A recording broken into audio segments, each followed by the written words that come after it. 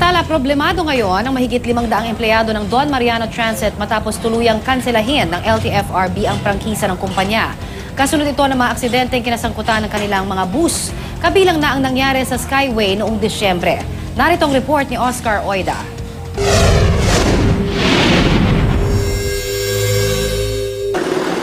Para na rin daw silang namatayan.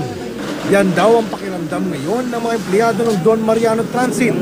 Makaraang tuluyang kanselahin ng LTFRB kahapon ang prangkisa ng kanilang kumpanya. Siyempre, di namin po alam kung saan po namin kukunin yung panggagastos namin sa araw-araw kasi hindi naman po, wala naman po kaming ibang pangkukuhaan.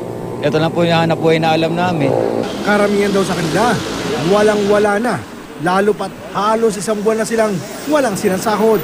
At ngayon tuluyan na nga ang binawi ang prangkisa ng Don Mariano Transit. Lalo umunong naging malabo ang kinabukasan ng mahigit 500 itong empleyado. Tiniis namin yung Christmas, dumaan yung Christmas, nagtiyaga kami sa kung ano lang yung meron kami, pati yung New Year. Tapos ngayon, inaantay namin yung desisyon ng LTFRB ng January 16, baka maawa pa yung LTFRB sa amin. Kaso minadali January 14 pa lang, binaba nila yung desisyon na hindi pa medyo pumabot sa amin. Yung iba, hindi alam kung saan kukuha ng pamasahe pa uwi, tsaka ano yung papadala pa nila sa pamilya nila kasi umaasa sila na babalikan pa sila dito eh. Ang masaklap pa umano niyan, di ganun kadali para sa karamihan sa kanila ang makahanap ng ibang mapagtatrabahuhan. Karamihan sa amin dito, mga 50 mahigit, ganyan. Mahihirapan na rin po silang maghanap ng trabaho dahil wala na rin pong tatanggap sa kanila. Pakiramdam daw tuloy nila, pinagdudusahan nila ang pagkakamaling di naman sila ang may sala. Sana bigyan pa nila ng isang pagkakataon yung kumpanya namin para hindi naman kami maghirap ng mga empleyado.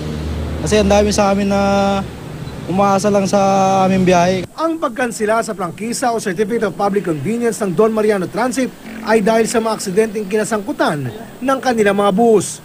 Tulad na lang ng pagkakahulog ng isa nilang bus sa Skyway noong Disyembre na ikinasawi ng 19 na tao. Suportado ng ilan sa mga kaanak na nasugatan ang desisyon ng LTFRB.